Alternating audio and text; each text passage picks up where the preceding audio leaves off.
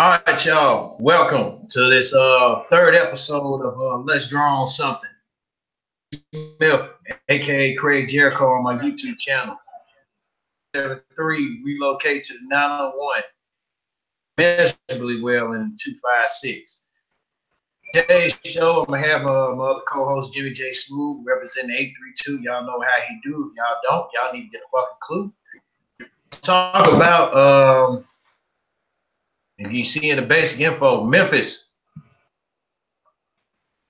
And we're gonna and I detail my experiences that when I lived in Memphis, share some brief experiences of what I dealt with, along with the fact what's going on now.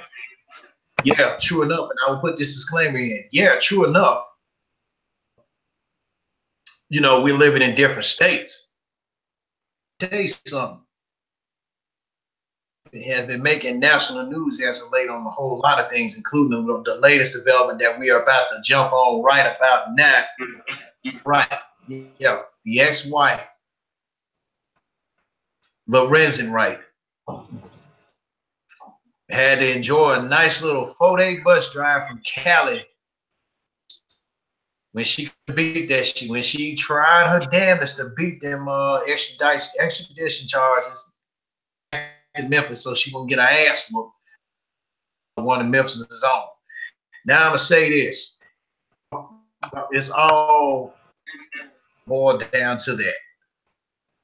As sooner or later, and then with the latest development, she said something about that she's not the Cheryl Wright that's on that arrest warrant. So Cheryl, for you, Cheryl, is hey, okay. That's the only thing we can do. You know what you did was fucking wrong, but pray on you. We need to pray for you. We gonna have to say, but hey, Billy, old Mr. Turner, he's singing and dancing, eating chicken right about now, so he can get a plea deal, which probably won't be much. I don't know how that go. I don't know why my camera just froze the fuck up like that. But other than that, Jimmy, what's going on with you, man?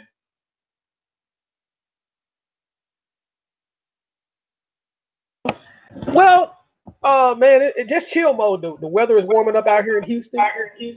Mm-hmm. Saying we just went through a low key ice storm and stuff like that. So it's been all good so far, so good, man. You know. I don't know what the hell going on with I'm hoping my computer just didn't decide it wants to update something while I'm doing this, but did you check out those screenshot tweets about with that Jayhawk fan? I checked out bits and pieces of it, but you know, dude, a typical motherfucker talking stupid shit as usual. You know what I'm saying? Have no kind of substance with what the fuck he's talking about. You know what I'm saying? Just saying some real stupid shit. You know what I'm saying? So yeah, because that's the idiot that you was talking to. Huh? Go ahead. I was saying, man, you know, that's good. You know, big shout out to bartender chick 78. That's Billy Preston's mom. He raised a good kid, and you can tell his demeanor and everything. Like the listeners on what I said. In case y'all don't know, Billy Preston was the Kansas Jayhawks.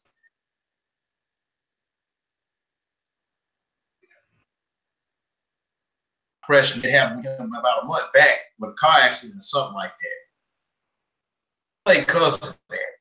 Then turn around, they made him eligible, from my understanding. They're going to turn around and make him back ineligible because Bill Self said something about, and I quote, the incident, we're investigating the quote unquote financial, whatever say, the financial matters of the car accident. But the dude that said something on the tweet to her when she responded by saying something about that Billy Preston was part of an FBI probe, probably was being looked at on. And I just said, well, you know, dude need to get his facts straight. I said, Billy didn't have shit to do with that. It was about some other stuff. I said, now if there was a play of another color, that Billy was in, that player probably been playing. So I'm not spouting out no racism or nothing, and then I'm not being racist, and then this person in there say that I'm racist. Rock Talker and I know his screen name. I mean on Twitter. First of all, I'm not racist. Okay. And everybody that's sports fan. Hey, let me stop you right there. First of all, black people can't be racist. And I'm gonna tell you why. Because black people does not have a system in place that can economically deprive and shut out other groups of people and resources. I wish white supremacists, because that's what the fuck he is for saying some shit like that. I wish these damn white supremacists would stop saying stupid shit like that. The only thing black people can be prejudiced, somewhat bigoted. They cannot be racist because we don't have a fucking system in place to overcome white supremacy. And let me say this: white supremacy by definition means no higher than. So by that simple talking point, black people cannot be racist. They can say what the hell they want, but by definition, if there's a such thing as white supremacy, that debunks any relevance of reverse racism or talking point of reverse racism. So I just wanted to throw that out there. Mm-hmm. And the guy, this person's Twitter handler is Rock Chalker. Go ahead. Okay, the person's Twitter handler is Rock Chalker. So yeah, I'm calling you out. Do whatever, dude.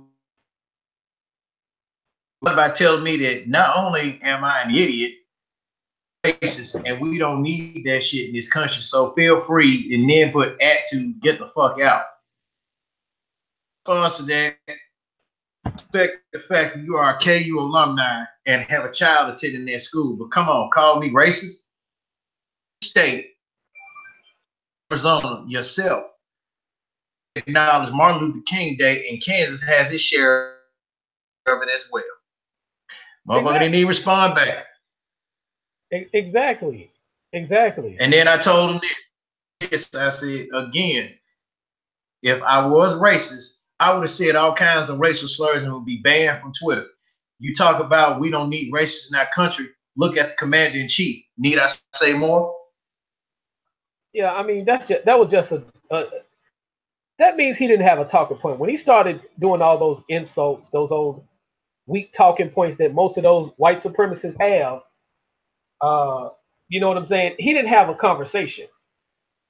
He didn't have a talking point whatsoever. So what it is when it comes to that, you know what I'm saying? But talking about the Billy Preston kid from Kansas Jayhawk, is that correct? Yeah, and you know he went and signed with the European team, and again, the chick, I'm giving a shout out because she follows me on Twitter. Hey, on behalf of Jimmy J. Smooth and myself, we applaud your son for making that move. I mean, he was smart enough not to deal with that bullshit that Bill's selfish.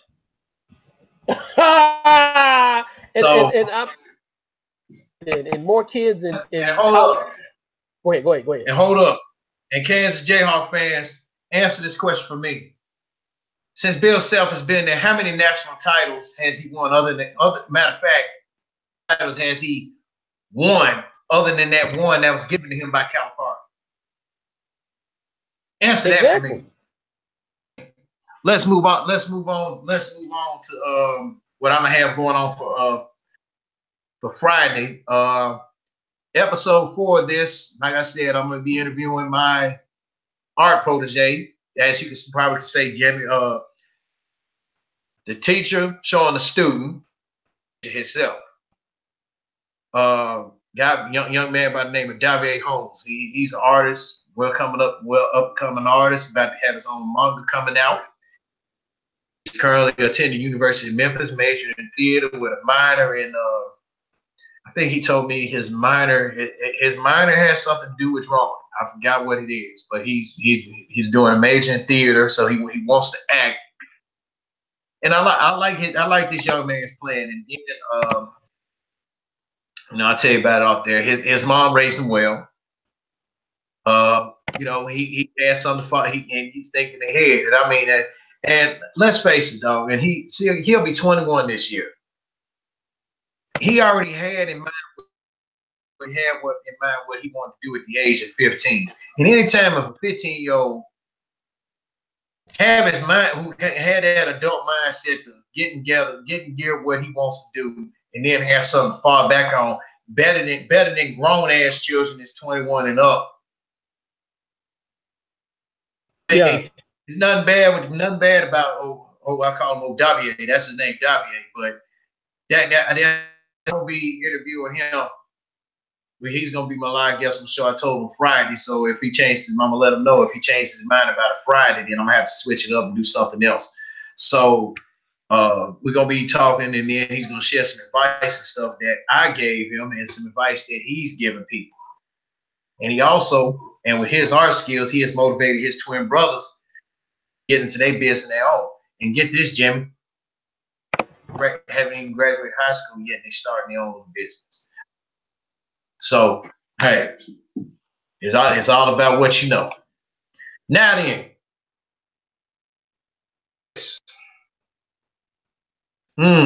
how and Jimmy, I'm gonna have some. It's gonna be some controversy on this because I mean, I really, I would say I really don't care, but hey, the truth is the truth.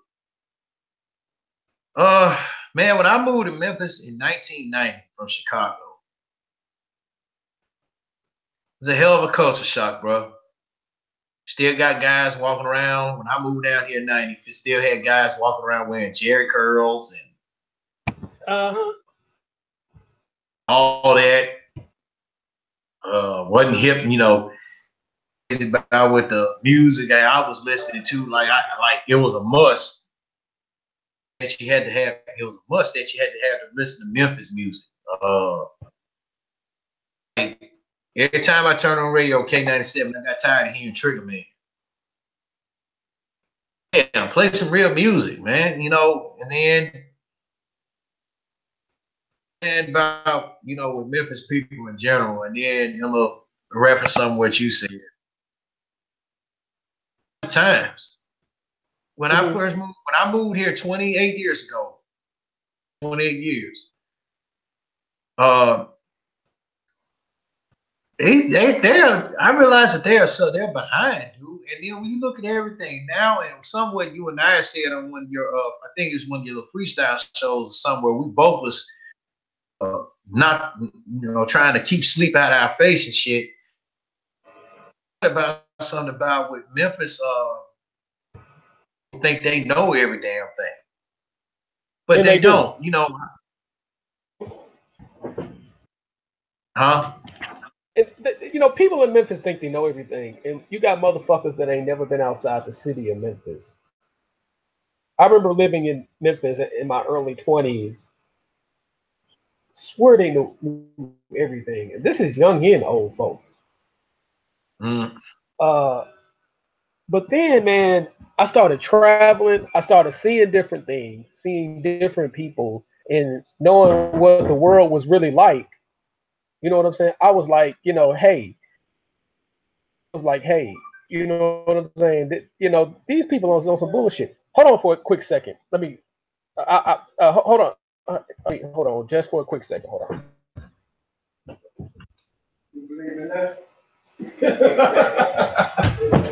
Okay, that was my roommate. My bad. Yeah. Right. Are you there? Are you there?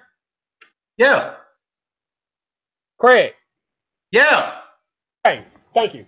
But yeah, when I did more traveling, I started to see different shit in places like New York City and LA and how people live their life. And I went out to those cities and I was like, these motherfuckers in Memphis is really stupid as fuck. I mean, these people in Memphis is just really they don't really know shit. You know what I'm saying? So people, and I'm telling people that's in Memphis or in cities that are economically impoverished, because we got cities, like Detroit, you know what I'm saying, that would probably make Memphis look. You might not know the difference between the two because it's so economically impoverished. Same with New Orleans and certain other cities. Get out your city, travel a little bit. Don't stay in the same rinky-dink ass hood, the same ward, south side of town, because every city got a south side of town. Mostly a bunch of niggas that ain't doing shit with themselves. Get out of your hood. You're not gonna know everything being in the same hood. Sometimes it just pays to go to the suburb. Sometimes it just pays to get out your city. If your city that whack, just get the fuck out of it sometimes. Because being in the same whack city and thinking you know everything, you don't. Everybody lives. You know what I'm saying? So travel a lot. In my early 20s, early to mid 20s, late 20s, I should say, to see, to see a lot of these motherfuckers don't know shit from Shiola. So, people in Memphis, man, these people in Memphis, they need a wake up call, man. Real talk. They need a wake up call, and they need to get out of Memphis, man. Don't plan on getting out of Memphis. True. Make the motherfucker better, man. Just make that motherfucker better than what it is. Because a lot of people, from what I saw in the commercial appeal, it's alleged that the Amazon headquarters is not coming to Memphis. That's what I heard, according to the commercial appeal. They look at Nashville as one of the headquarters and stuff like that. People. Okay, well, I mean, that is true. That Amazon, they announced that Friday, Amazon is not coming. Yeah. And I was talking with my mom about it, and a partner of mine said it. My partner of mine said it first, then my mom said it. Right. You got to understand who control who monopolizes the distribution part of Memphis. What two businesses? So, because and when you look at all these, and here's my little knock on Memphis. But hold on. Here's my little knock on Memphis. Right. Okay. Okay. Half of them not even open, and the only ones that wants to be open. And I just guess it's a must when you move. And I'm gonna tell you people something. Move to Memphis, keep going, and just move to Nashville, because only thing that Memphis has to offer is FedEx and Nike, and that's all what Memphis wants. Said about with the Memphis people. Not because I'm gonna talk about what folks think. All these young dumbasses and these old cats think they know shit, and they don't know the difference between grape jelly and toe jam. Okay. Now, moved it. Now that's them the only places. Now there is a place that nobody is talking about. I don't know if it's still there or not. A lot of people been working, and I will say this: I almost left FedEx 7 to go work for this company, McKesson Pharmaceuticals. Go ahead. The only difference I didn't like about it was I don't know if they changed how they pay people now, because back then it used to be every 2 weeks they got paid, but then I've been hearing now they paying folks every week. But I remember one chick I used to work with on night side there. She had left because I ran into her store like years ago. And I'd asked her, you still? I said, I remember last time I ever seeing you got on down to the kitchen. She said, Craig, hell yeah. She said, you would too. So you at a $15.86 an hour. What? $15.86 an hour, and you off. And she worked night side, and she only had to come in Sunday and Thursday, and she was off Friday and Saturday. I mean, she worked 8 hours a day and you getting paid every 2 weeks. Yeah, that's good. And some people are not a fan of 2 week checks. I'm not a fan of 2 week checks. I'd rather be paid every week. But I had a guy, and I'm gonna say this, when you said something about moving to the burbs, I could say where I live is kind of like, it's a mix of suburb here and there, But the biggest part of the suburbs is in the southwest part of town of Huntsville. So right. Because like I said, Huntsville got his quirks. And then I had one guy and Memphis had the nerve to tell me about a lot of stuff in Chicago and everything, talking about, oh man, Chicago ain't got about shit up there. How the fuck can you tell me about Chicago when I lived it from the time I was born until the time I moved here? Yeah, true enough, Chicago does have its fuck ups. True enough. But You got more jobs there. Public transportation is better because, like I was telling you, Jimmy, once before, if you work at FedEx in Chicago, if you miss one bus, you best believe it was another right behind. And then if it took you to the damn Rhine, or you think you got off at the bus stop, where you think your bus is gonna get, you got off there, boy. But if you out the one off the damn ride Rhine, ride the subway, get off where the FedEx is supposed to be at in Chicago up there, and all you do get off the train, walk up the stairs, and go on about your business. Public transportation is a little bit better, 24/7. Right. You know. Yes, it got its crime. Yes, it has way better things to do. Memphis. Yeah. Yes, the people in Chicago do fuck up. But you know, I tell people if you plan on going to Chicago, just go there to visit. That's it. You know, I advise people don't live there. I got my cousins up there. They still live up there. You know, I think my cousin, he big shout out to him, by the way. What's up, Kim? I think he's a fireman. I think he's the he getting paid. I'm gonna put it like this.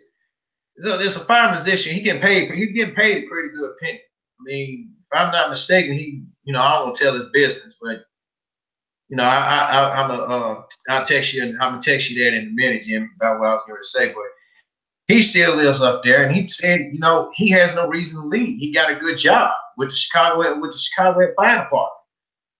So what the fuck? Why would he want to leave? If he gonna leave, he gonna take a vacation. And for the record, he and I, we don't see eye to eye, we don't get along, don't talk. But I remember he did say that. So why would he want to leave Chicago? Now, Memphis, on the other hand, you got guys there that's still 30 or 40 fucking years old, still living in South Memphis and shit. And a conversation go like this, Jimmy. Man, I don't know why the fuck Jimmy decided to want to get his ass up on South Memphis, man. Ain't shit where he finna go at, man. That's why I ain't never leaving South Memphis. I ain't do none of that. No, dog, I ain't gonna, man. This is how they do. I ain't gonna never do none of that shit. No, dog, I can't leave South Memphis, man. South Memphis my hood, South Memphis my blood, all that. I can't leave that, man. I can't do that. I got too much shit here, man. Him and that Craig know they can't afford to be leaving no motherfucking Memphis, man. What the fuck? Well, man, where the fuck Jimmy going? Jimmy going to Texas. Oh, the H-Town? Yeah. Oh, well, man, he sit down there for me, the H-Town, though, man, but I wish him the best, man. I ain't know how it is, dog. I ain't shit up here, cuz. Hold on. They be all doing all this shit. I'm telling you, man. Telling you. That's why I ain't never leave South Memphis. I got my little hood house already paid for. Every motherfucking thing, all the other shit, man. I ain't never leave this motherfucker, man. Fuck that shit. How Memphis and motherfuckers sound like, man. Excuse me, y'all. Motherfuckers swear they know every goddamn thing. That's South Memphis motherfuckers for you, dog. Yeah. Not just South Memphis shit. All over that motherfucker, man. Man, I remember I rode through there. My pops spent well. I was up there. Well, it wasn't my mom's birthday. Yes. Back in January of last year, about 2 years ago, I rode through South Memphis, and the guy looked at me like, "Man, what you doing back? Man, what you doing back over here, cuz? Man, I thought you were gone. Nothing, man, just visiting family. Oh, okay. Man, you doing all right though? Yeah. When you getting up out of here? Man, I ain't never getting about this motherfucker."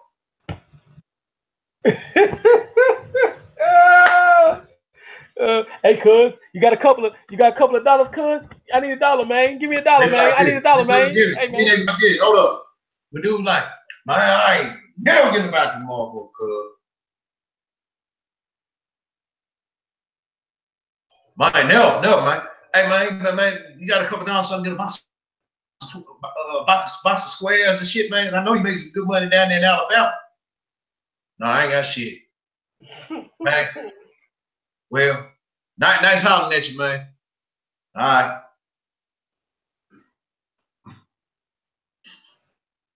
Yeah, man. That's Memphis. Folks, man, and shit. When I'm talking about this Memphis, but look, people, it's the truth about how Memphis is, and common sense, dog. The root, whereas common sense is God, is given to you. You got to use it. Like common sense is the root of all evil. They don't like you. And then another thing about like we said, people don't like to see you get ahead and all this other little shit. They hate that you gone. They talk about you about when you finna leave and shit. And then let's also face the fact that people is Memphis. Not we know, don't no matter what color. I'll tell you something. Go on with the crime and everything else. Memphis had 3 opportunities to have the NBA All-Star game, but didn't. Want to know why? Because we had motherfuckers up there acting a damn. Had motherfuckers up there in Memphis. Fool. Look at all the money Memphis could have made on that All-Star weekend, man. Because that year, I don't know what year it was, they decided to wait till the last minute and say New Orleans was going to get it because there was some bullshit that happened up in Memphis. The commissioner said something about New Orleans was a better choice. It's more of a manageable market than Memphis. Yeah. When he said that, I was looking like, huh? But then again, he said that's his nice way of saying that Memphis has been fucking up. So, and it's like, when anytime when the opportunity come up in Memphis, man, instead of them just grabbing it by the throat, and then when somebody does grab that opportunity by the throat, so to speak, they'll mess up. Yeah, Memphis find a way to. And it's just Memphis find a way to fuck up everything. Yeah, and it's just the thing. It's really just the things that about Memphis. I don't like about Memphis. Granted, hey, I met some good people in Memphis. I met some who ain't having been. I met some good ones. I met some bad ones. I met some who still. I met some who still fucked up in the head. High school, they still the shit sometimes, but Memphis is a city that has a fucking opportunity to grow, but it's not. But it's the people, meaning most of the citizens. Don't get me started about what goes on in city office. Now, I was just about to go there. City Hall, Memphis probably had the worst city hall in county commission ever. They probably the worst. Their city hall and county commission office, they don't want shit, man. And they ain't trying to be shit, man. And Amazon thing popping, man. But I digress. Go ahead. Yeah, but see, you got it. Like I said, Memphis don't want to grow. I mean, because think about it. I'm saying his name. Fred Smith don't want Amazon in Memphis because he rather for Amazon to ship through him, and he don't want to lose that Amazon money. Got to think about that. He don't want to lose that Amazon money. I mean, I'm like this here. I'd rather trust shipping my shit through my company than FedEx. Real talk. But here's the thing though. One of Amazon's biggest shippers is FedEx. Work out, but I don't know what the fuck Fred Smith is thinking. I mean, because if you go to any FedEx, you're going to see Amazon products. So that would actually work out better for the better. But Fred Smith with his with his goddamn mafia ridden ass, he fucking the game up again. Yeah. Yeah. So I mean, that's how I feel about that, man. And you know, and it's like a whole, you know, it's just like, but you know, when they have, like I said, Memphis have all these opportunities that they can throw on. Let me tell you this quick story here. Memphis could have had a chance to have the Titans there if it wasn't for before this current mayor that Memphis has. Yeah. To my understanding, it was a bank in Nashville. Yeah. And they collaborated with a whole bunch of banks in Memphis. You know, to renovate the to renovate the Liberty Bowl. It wasn't gonna come out of the city's pocket. Nothing. They gonna pay for it. Okay? Because see, everybody think about it was tearing down and said, no, they weren't gonna tear it down. They was gonna add like more seats, put new seats in, the video wall, and all the other stuff. Because look what they did with the old finance. Look what they did with Soldier Field. They didn't tear it down. They just upped it up a little bit. See, Chicago got the fucking money to do that, people. They had the money to renovate that. They had that money to renovate that. It was a long time coming. Yeah. What does this last guy do? He can tell them, no, we don't want none of y'all money to do this and do that. We find it, we don't need y'all help and shit like that. So what happened? The football team went to Nashville. Yeah. Oh yeah. See, that's why I said they fuck shit up. Folks fucked up the All-Star game. 3 opportunities for the NBA All-Star game to come. Didn't happen. Because of crime. Because of crime. I can't say what I want to say because I don't want to get spark a whole bunch of control on here for what I say, but just a whole bunch of crime. And then, you know, when you look at it, like you see everywhere you go, like, you know, how can somebody move to the suburbs and stuff? You know, like when you got people, really, I think the only suburb you can consider Memphis is Collierville and Arlington. That's it. The suburb now it's called Hickory Hood. Right. You know, South Memphis is gonna be South Memphis. North Memphis is gonna be North Memphis. East Memphis is gonna be East Memphis. Yeah, quiet as kept. I think you don't hear too much shit coming out of East Memphis anyway. No. You know, Germantown, you're gonna hear a lot of shit coming out of Germantown, especially Riverdale. Riverdale gonna turn to the hood now. So, I mean, it's just like Memphis has just Riverdale turned into the hood because they took everything out of Hickory Hill. That was the major issue. That was a mistake on the end of the mission as well as the city council. They took everything out of Hickory Hill. So therefore there's gonna cause a problem. If people don't have nowhere to go, that's gonna be a major problem. But again, economics, and it goes back to being able to bring businesses and stuff like that. So that's a major issue with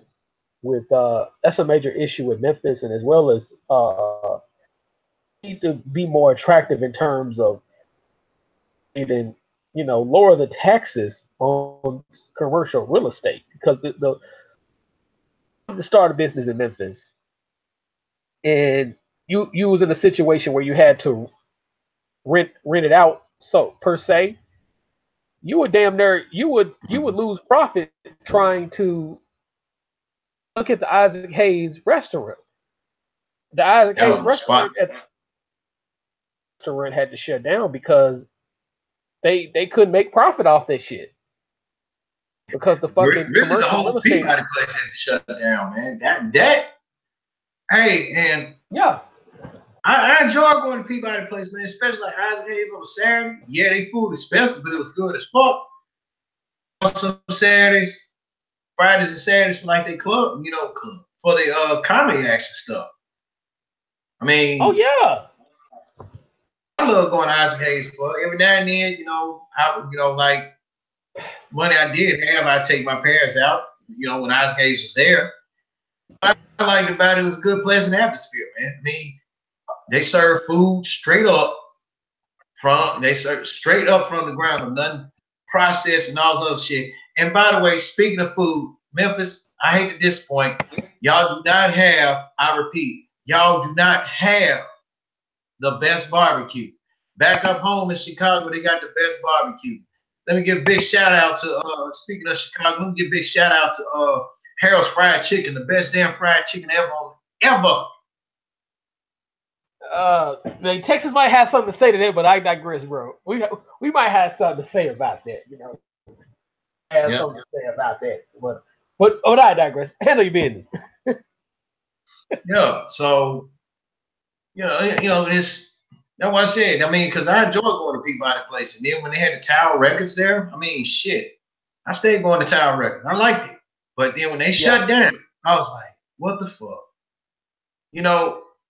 That really was a good money. That really I think that was Memphis' good money making that day really was their secret golden goose that they had to hurry up and cut the wings off of. Yeah.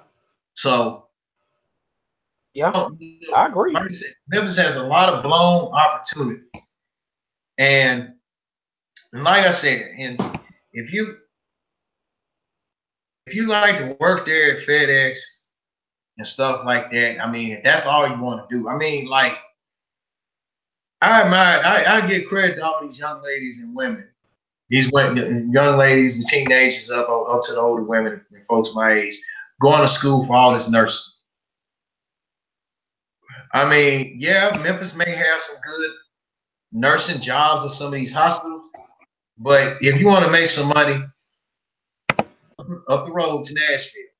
That's all you gotta do. Because that's where it's at. Like, and then also you gotta consider the fact that Tennessee is an at-will state. I consider Memphis, as my mom say, and even though my mom was born in Memphis, Tennessee, and she relocated to Chicago, and she's Chicagoan at heart. Calls Memphis here only in the state of Memphis, Tennessee. Because they get away with so much shit. Because you got to think about it. Memphis is not just Tennessee being an at-will state. Memphis is an at-will city too, and it's more of a get in where you fit in kind of city also as well. Yeah. And the support system. And Jimmy, here's something that makes me mad too. I told a buddy of mine. Big shout out to Trey Murphy. He was struggling with his business that he got going and stuff like that, procrastinating and stuff. As a Murph, look, I don't have a business myself, but I do know the golden rule when you have a business, in order for your business to have money, you gotta get off your ass to make money. Now, mind you, I'm not saying that my boy Murph lazy. He will make some money. He will get off his ass and make some money. But right, there's a support system that Memphis has. Everybody talk about support black businesses, but you ain't doing shit. Like, people barely support him. He was getting support, and then when he got, then he got people that's want to shuck and jive with him and bullshit him about this and that. Right. Goes out his way to make his product look good and all the stuff, and folks don't appreciate it. How do you call that support? If you're gonna support him, let me tell anybody something. I don't care if it's Memphis or people that's living here in Huntsville or people living in Houston or everywhere around the world, because my live video is public. Support a business. I don't care what skin color that person is. They black, white, Chinese, Japanese, Korean, mixed Korean, and everything else. Support them. Buy their product. Put their name out there. Put the name out there and say, I'm gonna say, hey, Trey Murph did this shirt for me, man. He does good work. Right. Because I remember one time a guy told him in his face, and I think I shared the story before. One guy told him in his face, he cut this guy a good deal. And the guy told him in his face, man, well, I can get better quality, I can get better stuff at a better price. Over across the street over there, Pro Image over there, it's half the mall, man. And Mark told me, he said, well, I will take your ass up. Mark told me, he said, all right, nigga, take your ass on there. So then how about, he said, somebody pulled up, he cut them the same deal.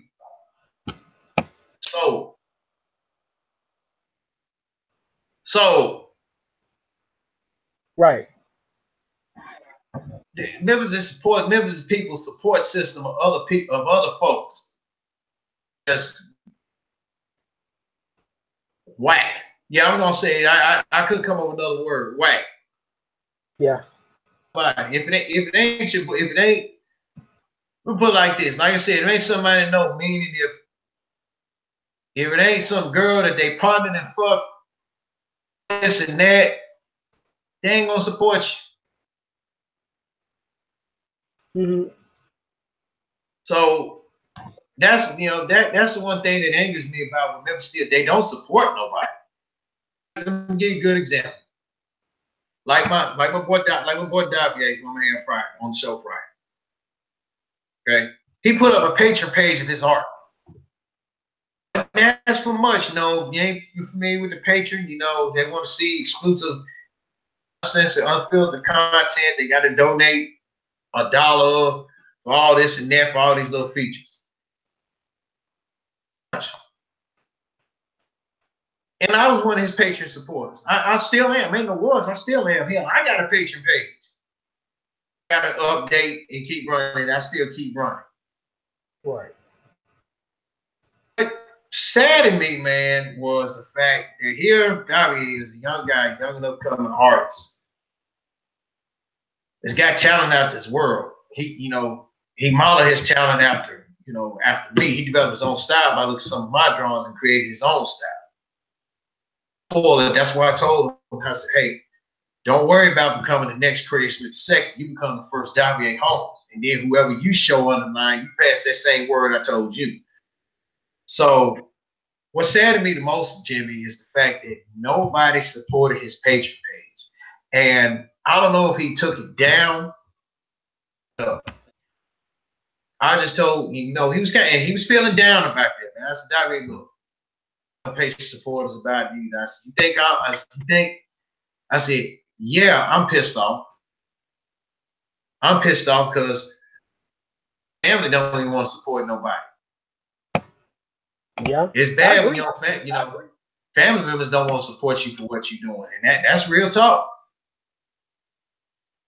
I just I passed that little page, that little advice. Said, look, because you never know who's strolling through Patreon. They see your page, they hit you up, put you on notice. You never know. Now I don't know if he. And I think I talked with him about when he started his Patreon. I think 2016 or something like that.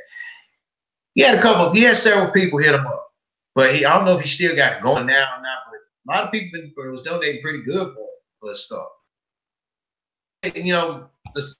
Memphis folks got to get better with their support system. I agree. Who to support. Just support the person.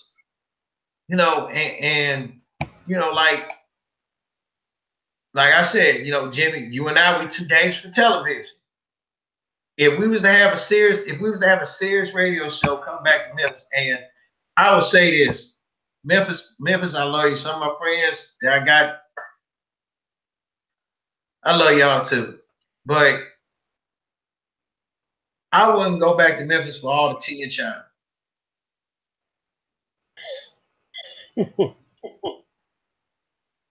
I wouldn't. Full of money, with half of that truck full of dollars and the other full of gold. Tell me, come on back to Memphis. I wouldn't go back.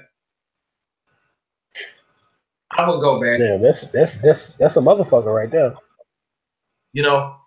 I mean, I'm just being. It makes me sound stupid. I mean, I'm just being real. I wouldn't go back. Why?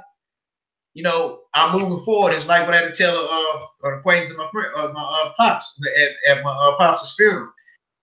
He come ask me, "You thinking about moving back to Memphis?" I'm like, "For what? I'm cool. I'm cool in Huntsville. You know, Huntsville Exactly. got. I'm gonna say it like this: Huntsville got some strange ways too.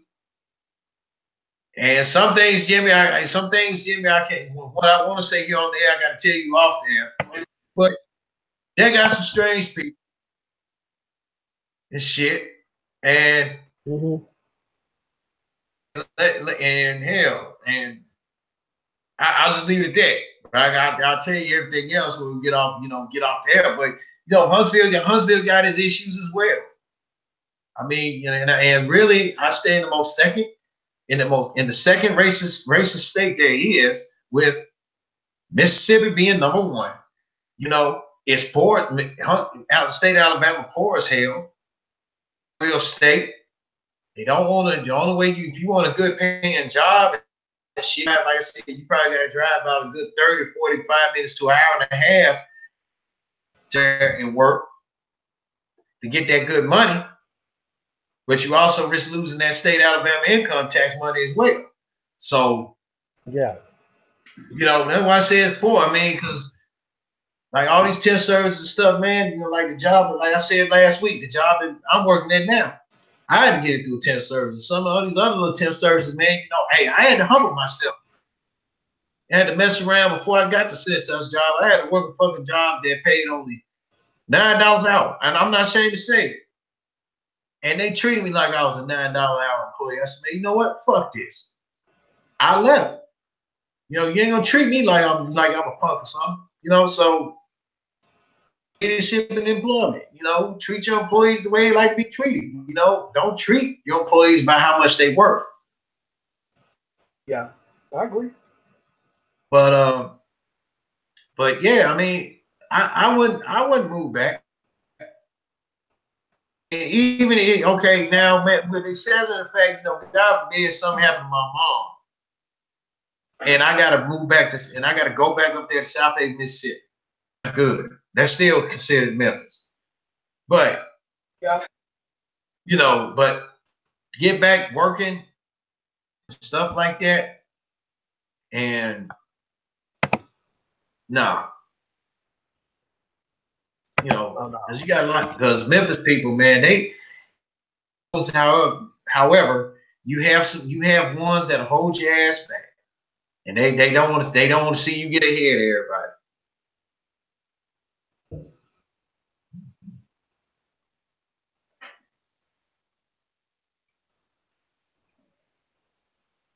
You still there, my niggas? I'm like, didn't even pause what I said, bro.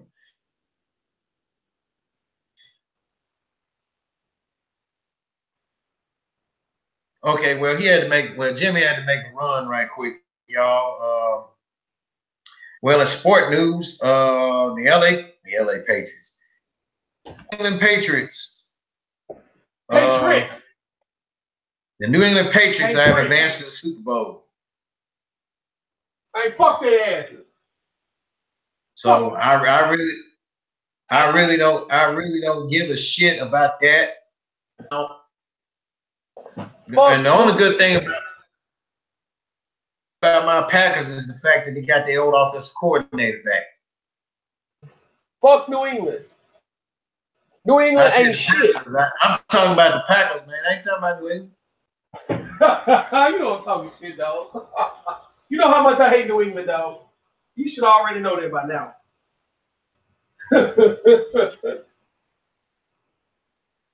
Go ahead.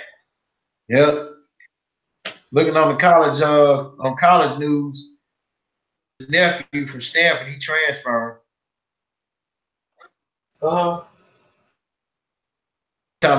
talking about these top 20 QB battles for next year to watch. So I ain't gonna be do too delve into that. And let me add another thing. Well, matter of fact, Jimmy, was it any insight that you wanted to share from what I was talking about before you had to make that run? You talking about Memphis? Oh no, you covered everything you need to cover in terms of. I did want to cover is that that college situation about Kansas, though, man. I think more kids need to consider going to Europe or going international as an option as opposed to just going straight to college because there are pro scouts all over the world that are willing to work with some of these kids because you know that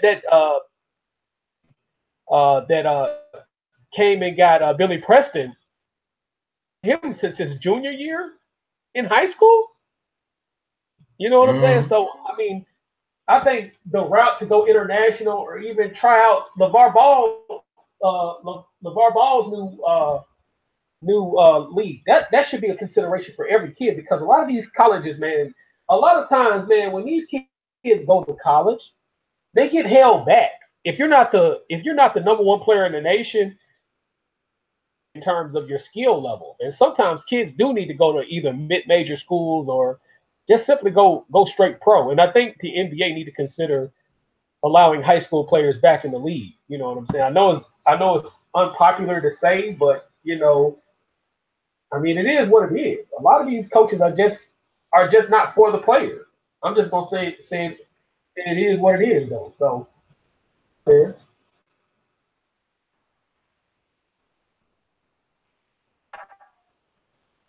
yeah. Like I said, give up, wish and pray the kid has pray old Billy P has some success. And just so everybody knows, and just figure I throw it out there, we ain't talking about Billy Preston the singer. We talking about the basketball player. There's two Billy Prestons. So if y'all Google Billy Preston, y'all be like, the singer? No. Yeah. He's from Kansas. So yeah. Like I said, and reading his mom's her tweets on Twitter, you can tell she's a good mom too, man. She looks out for her son, and she very vocal as fuck on there. She say what she gotta say. Yeah. Even Dick Vitale, oh Dickie V, baby. He even said that Billy Preston need to play. Man, Dick Vitale. And not just that. Dick Vitale even said that Billy Preston, with that bit, with what? Excuse me, y'all got tongue tied. With what Bill Selfish was doing was a bunch of bullshit. Yeah. He just went on ahead and let this dude play. Because it was revealed the dude was gonna be there for 2 years. Yeah. So Bill Self, good coach, but come on. Let's all admit it, Kansas fans. He did. Bill been pulling some fuckboy shit. Hell, he pulled some fuckboy shit at Illinois and Tulsa. Well, matter of fact, mainly with Illinois. Yeah, I agree. But let's put it like this. He didn't pull more fuckboy shit with Kansas than he did at Illinois and Tulsa. Look at the incident with Josh Jackson. Whatever that little incident shit was that was going on. He had his parents and his lawyer and Bill Self basically told everybody, look, this incident swept under the rug because we trying to maintain his privacy and keep his reputation. Keeping your reputation, that sounds kind of familiar. Like what's going on, like what was going on with Avery Brad. Yeah. Come on, dude. Oh yeah. You're trying to maintain your reputation, so when somebody come out and say that they don't want shit out in the public, because they want to keep their reputation, you did something dirty. You did something dirty. So Jackson did, man, and I don't know what it was like. He did some shit and a couple other players. Not saying he was included in. A couple other Kansas players from last year got involved in some old was accused of sexual assault and rape. So under the rug. And a lot of shit been swept under the rug. And that's why I was trying to tell this old jackass Rock Chopper. You need to change your name from Rock Chopper to Cocksucker. That's what you need to call yourself. Tell him it's like he was listening, like he or she didn't listen or whatever. I don't know. But yeah. But like I said, Billy Preston and you listening, you see this video, and if your mom see this video, hey, we wish you the best, man. Kick ass over there where you going. Exactly. Show that talent. And great job on both parents. Dad stepped up in that situation. You know, I know his mom and dad are not together anymore, but his dad, you do notice his dad is influential there. So both parents did a great job in that situation.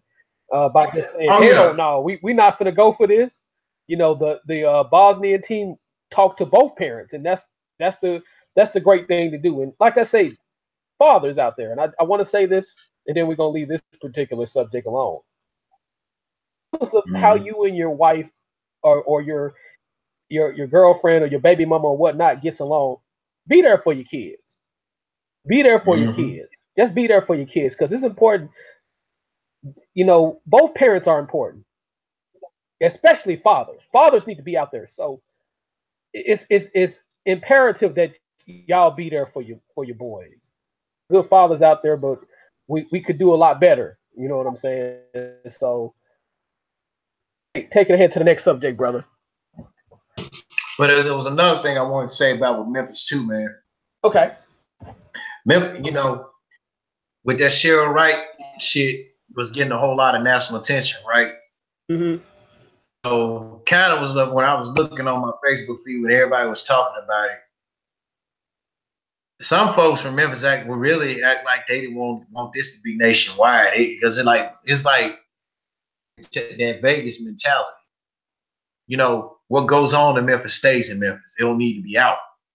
Well, it's out. You know, it's out. A lot of shit, a lot of shit been out. Now, I can't say nothing about FedEx. I mean, they got a lot of shit hanging over their head that is swept under the rug, but that's a different subject another time.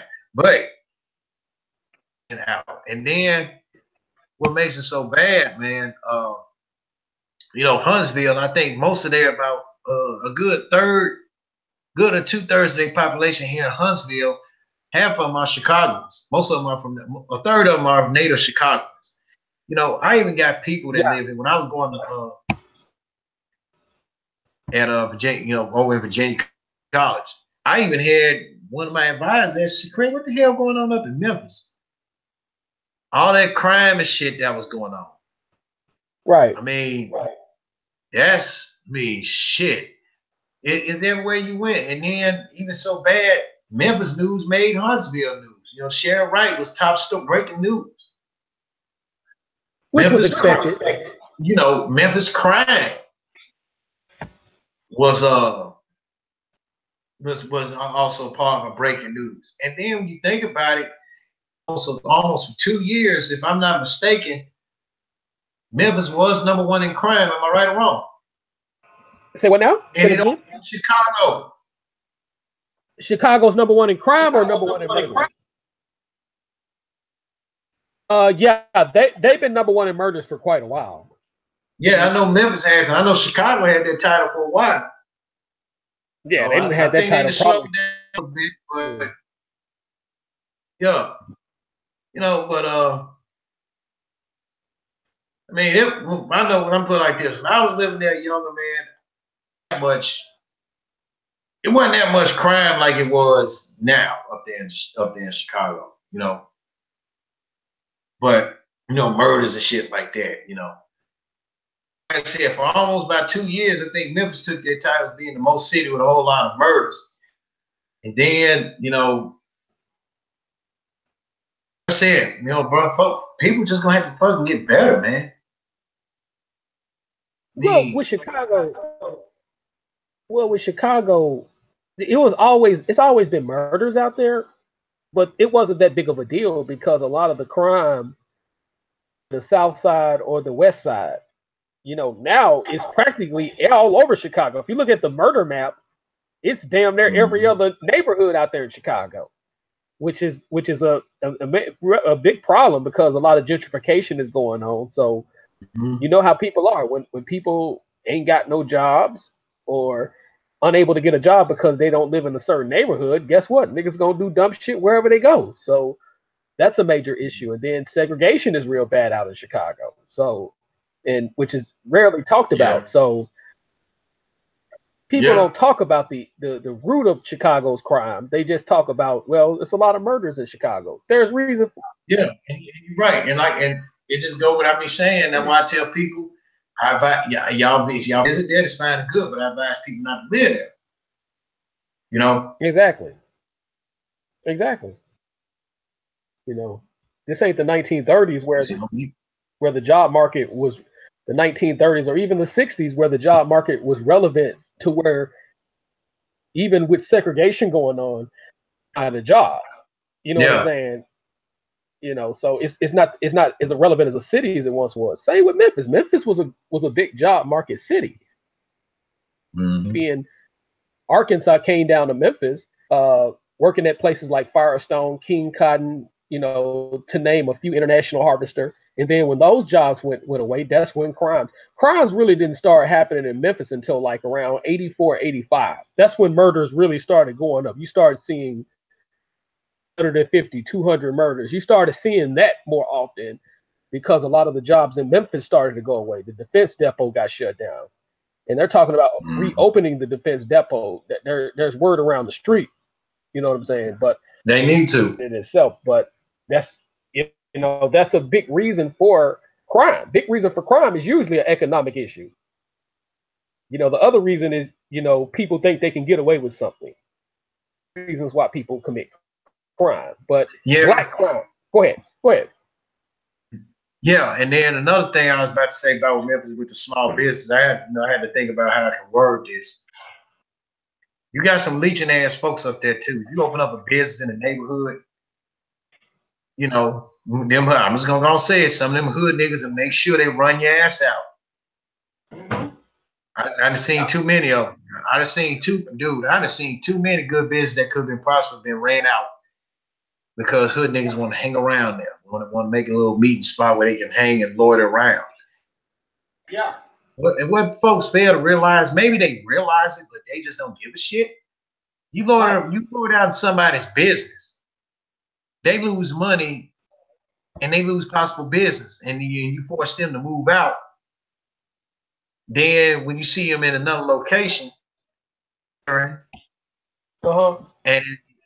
less loitering and they doing business, they'll be all like, man, I remember that business over there on the corner on South Parkway in Lauderdale, man. That business went by shit, bro. Making no money.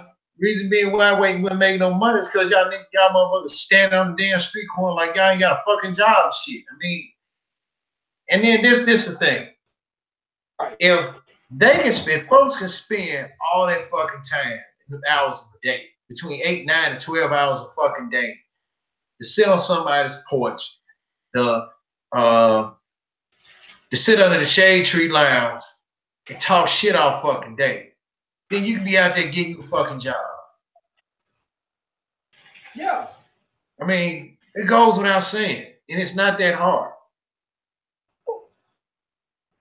Or at least be out there doing, be out here making a legitimate hustle. I'm talking about, you know, selling rocks on the blocks. There's a lot of things you can do legit.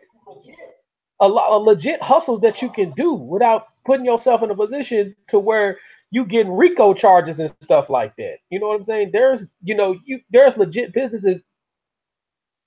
You know, people just gotta open their minds up a little bit.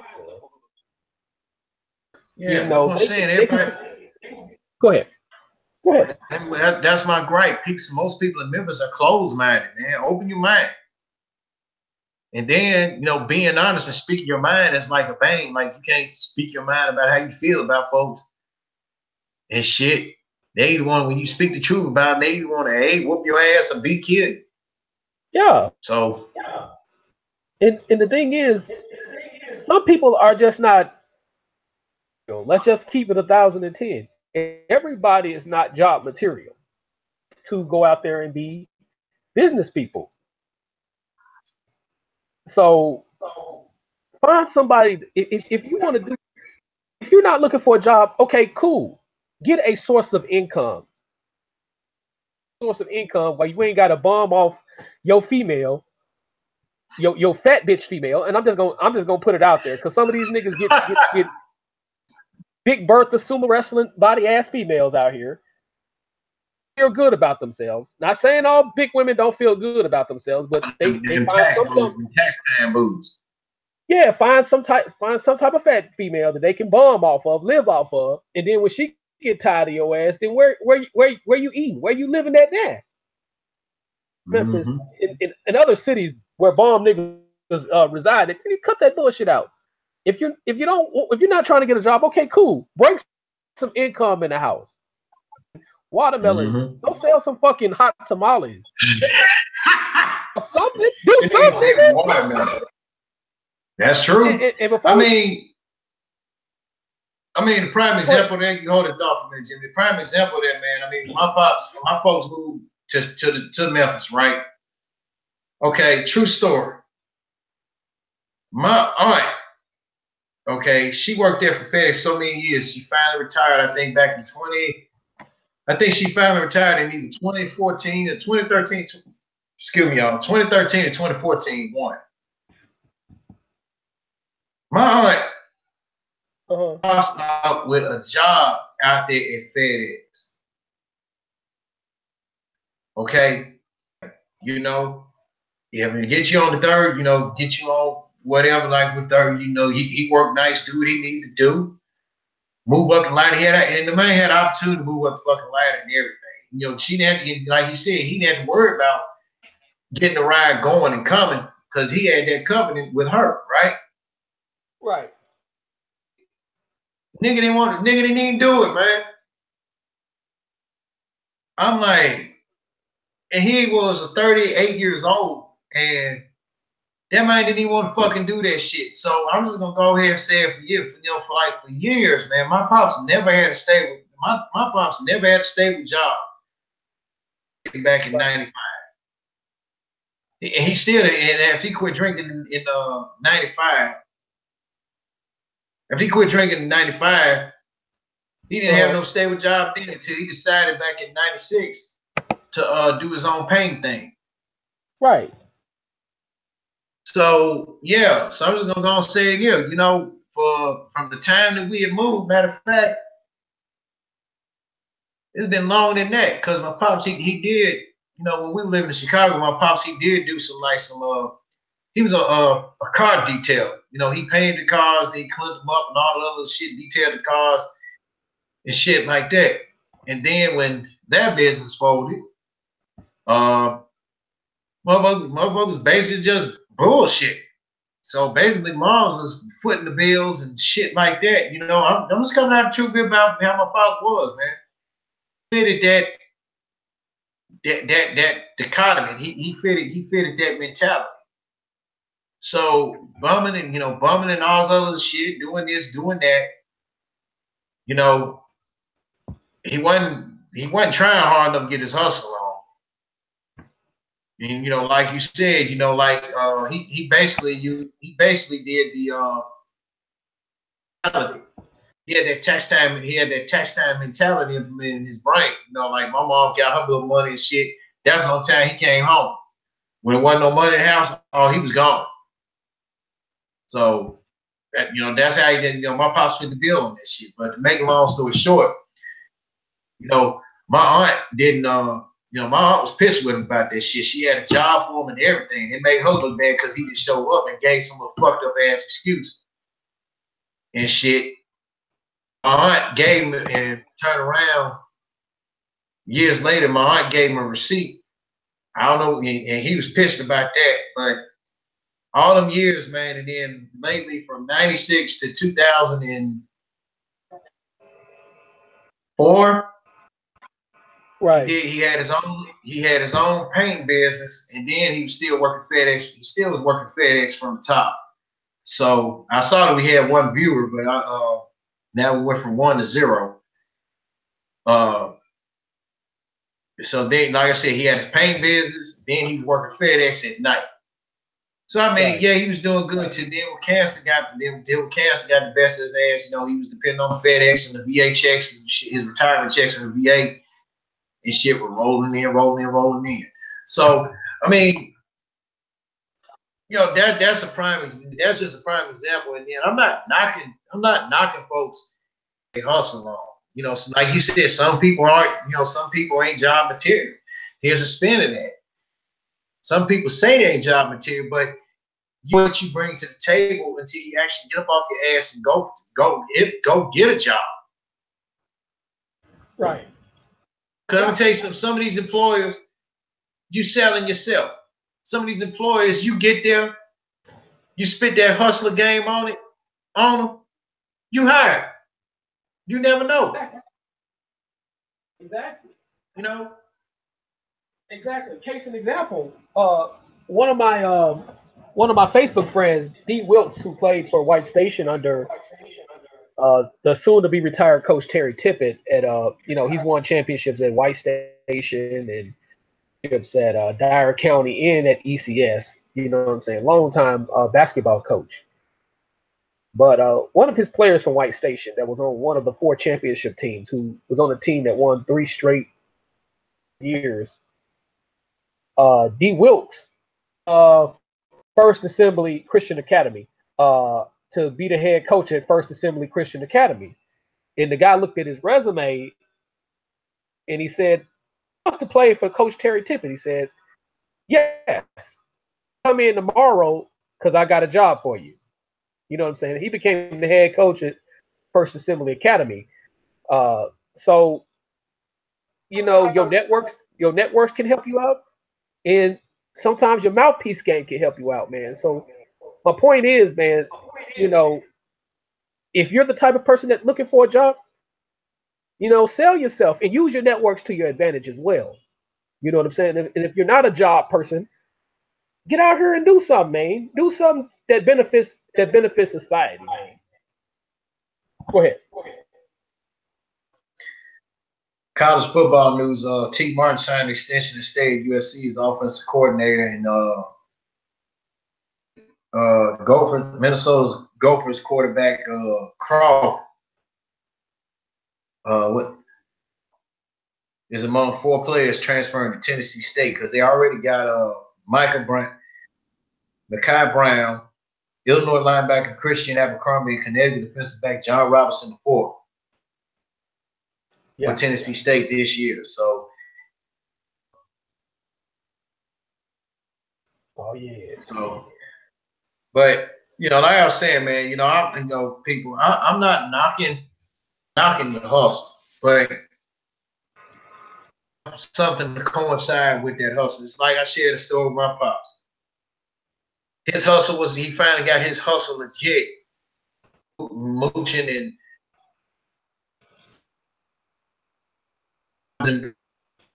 he finally did his little pain thing just by taking the gamble, taking the chance, getting it off the ground by seeing how it goes. And I'm gonna tell you, the clients my pops brought in. He started with, but then he started as a contract guy for somebody. Okay, then turned around, he went into business for himself, and he wasn't painting no.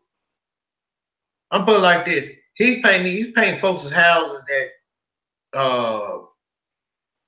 over there on Poplar, further down on Poplar. Right.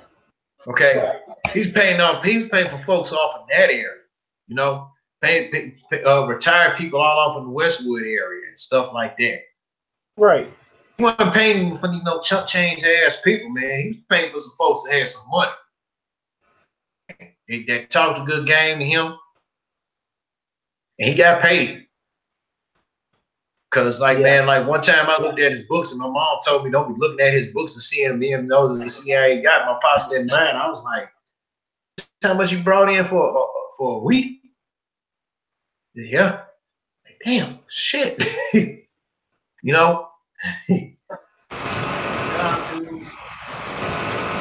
Oh yeah. He did a job that was for 5. He did a job. It took him right. He said it was gonna take him about 2 days because he had to he ain't had that much prep, but it was like a large area and shit that he had to do. He had to paint.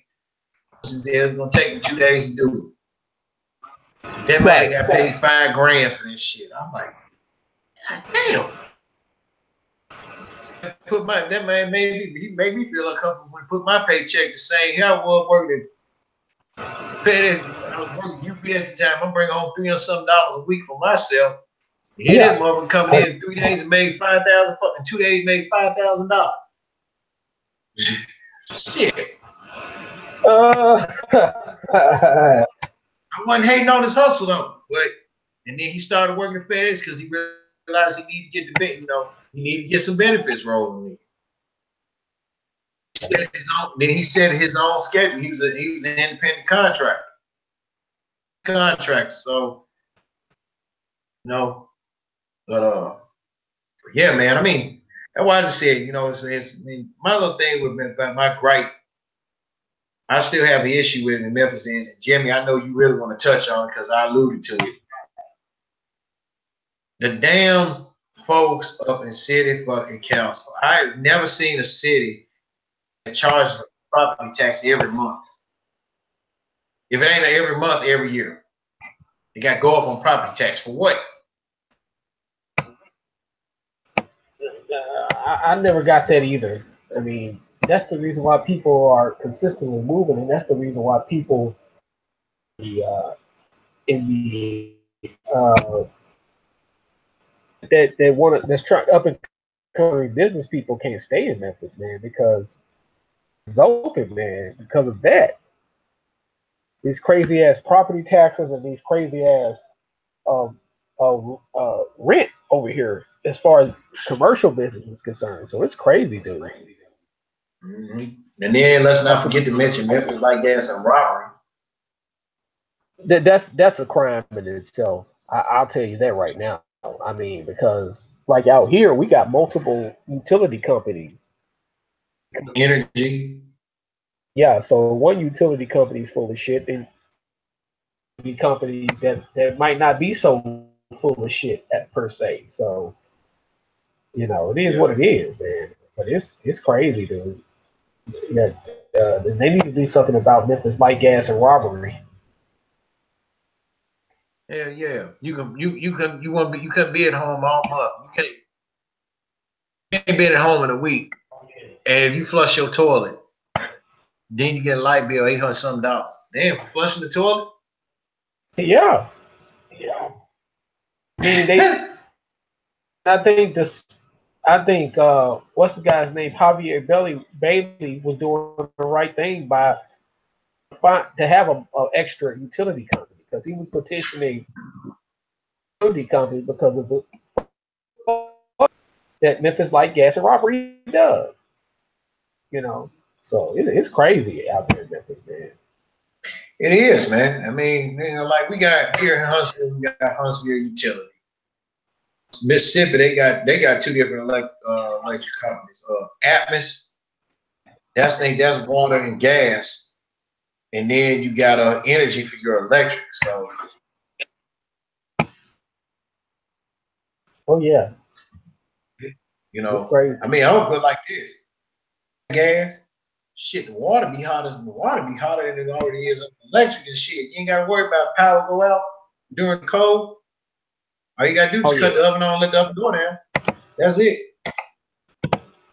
Oh yeah. I mean, it's shit. Back in them days, man, power. Like definitely in the ice storm. Shit, man, my mom's cut the on the stove on and then let that oven door down. Bro, man, we ain't had no power, but shit, that was warm as a motherfucker. I know, bro. I know, man. It's crazy. Yep. Well, man, I mean, mind you per se, y'all, we didn't badmouth Memphis. We just shared some experiences about how people are. I mean, I shared several of them. I mean, like I said, I've dealt with some good. Somebody I really didn't have no business dealing with at first. But to judge my time up there in Memphis, I mean, like I said, people can be shady as hell, and if you're not, if you're not in the know, like in their personal loop, then you ain't shit. You know, it took me when I left Memphis, I moved to South Haven in 2007. And I've been there from 2007 to 2015. That's when I moved here. Okay.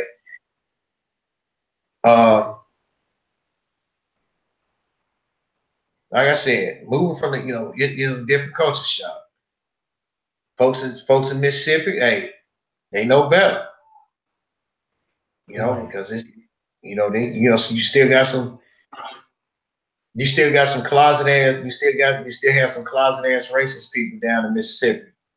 Oh yeah. Very. You got some down here too. And like you said, black people don't know how to be racist.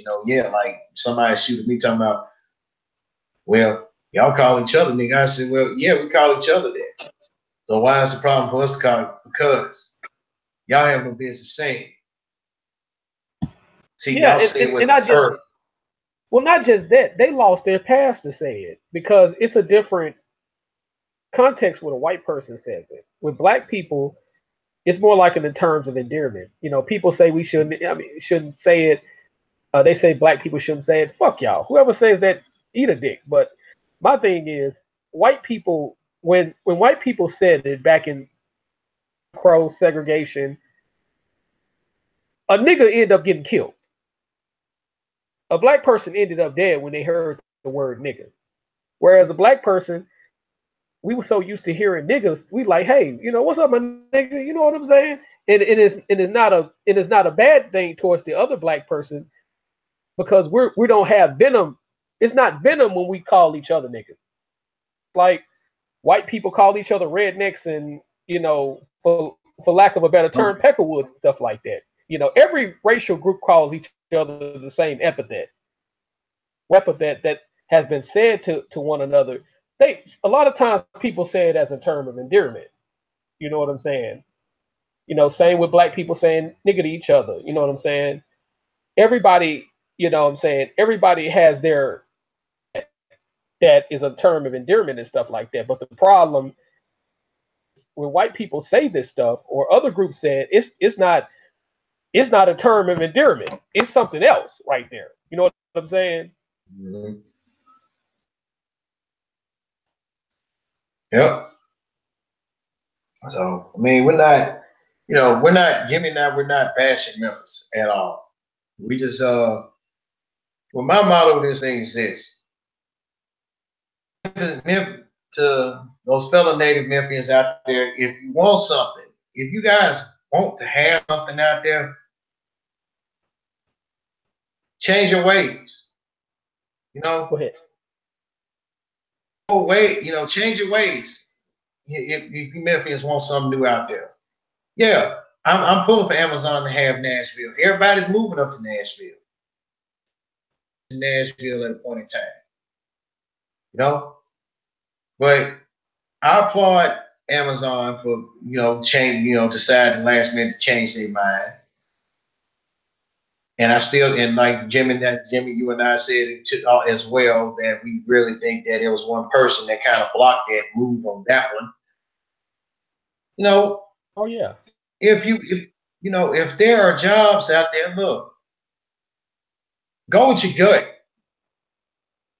Get out of South Memphis. If you're still 40 years old and older living in South Memphis, and let me tell you something. I know somebody in Huntsville says some shit like this. If you're almost pushing 50 years old and you're a parent and you hollering talking about something, I'm about it. You need your ass whooped. I agree. Out there. You need your fucking ass whooped for saying some shit like that. Totally agree. So, like I said, man, native Memphis, y'all need to change. Oh, yeah. Some of y'all are still, like folks I know that's one of my old coworkers I used to work with here at Rampage. I congratulate him. He's now Memphis police officer. Right. And hope and pray he turned out to be the goods, because some folks that I know that have become police officers have now become total fucking dicks now. I hope he doesn't become one. I just hope he's the more fair one. Because let's face it, there are, and I'm saying this historically. I haven't, at that time in Memphis there, I have not seen a good cop. Uh-huh. There is a such thing as a good cop up there in Memphis. Or in general. Maybe, maybe not. I don't know. Memphis, there's not a one. So that's why I say, just hope this gentleman he becomes one of the good ones up there too. But look, go with y'all good. If y'all living in Memphis, go with y'all good. Make the move. It's nothing there. If you live in the North Memphis, there's nothing there. I mean, challenge yourself. What you scared of?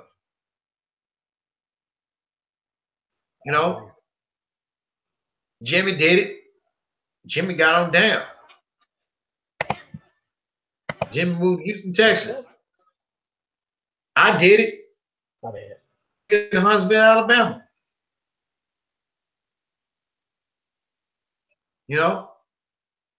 So a whole bunch of other people can do it. Y'all can too.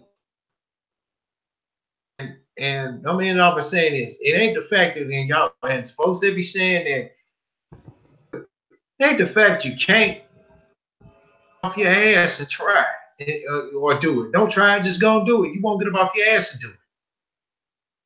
Just do it. Yeah, get out and get you that job. Get something better. Leave that couch alone. Yeah. Leave watching Fire Stick every day or hot wire bootleg cable alone.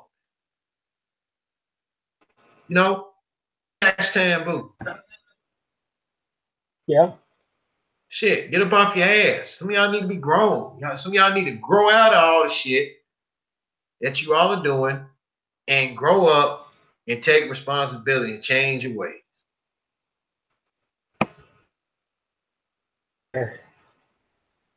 Like I said, now I stayed in Memphis. I mean, just an entirely different culture shock, man. Just like, wow, these niggas really don't want to change shit. They really don't. Well, other than that, man, episode 5, I'm itching to talk about. It'll probably 2 weeks from now. Well, I'll probably do it again next Sunday. I'm thinking about talking about the not so talked about college basketball season ever. Yeah. 93-94 season. What was so good about it? I agree. We'll talk about next Sunday, man. Because man, because I'm gonna do all this week. I'm gonna be doing my homework. I'm gonna be looking on Wikipedia or Googling it up, finding out some good stuff. Y'all know that Grant Hill was LeBron before LeBron was LeBron. I mean, because Grant was averaging triple shit. Hey, I mean, he wasn't. Hell, he was getting triple doubles, not almost like every night like Westbrook was. He was doing his thing. Yeah. But Sunday, I'm gonna share our insight on why we think that season was special. Oh yeah. But other than that, man, anything you like to add before I sign off? Oh man, I mean, great show, man, and I appreciate you having me, brother. Yeah, no problem, man, because I'm gonna roll with it by myself, talk about some seven things.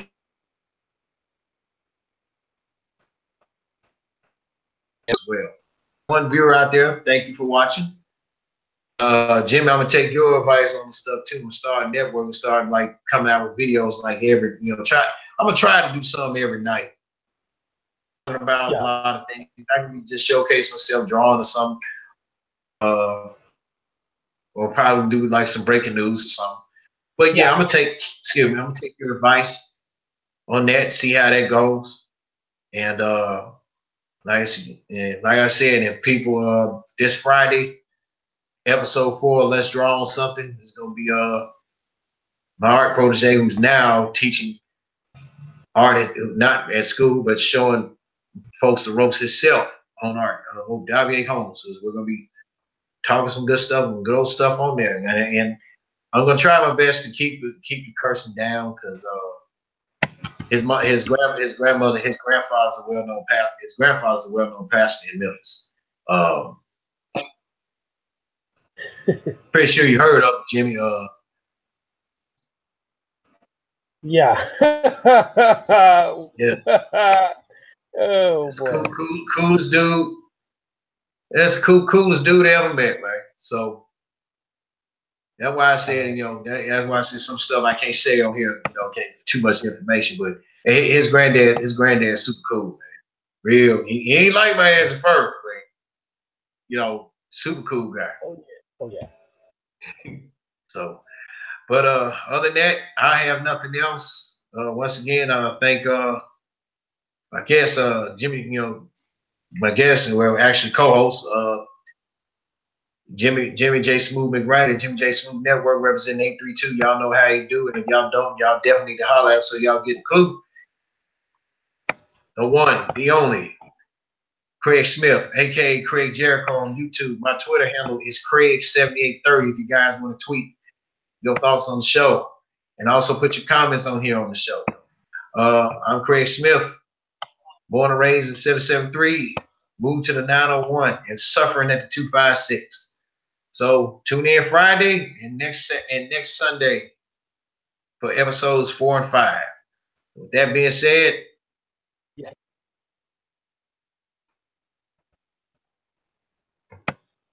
peace out.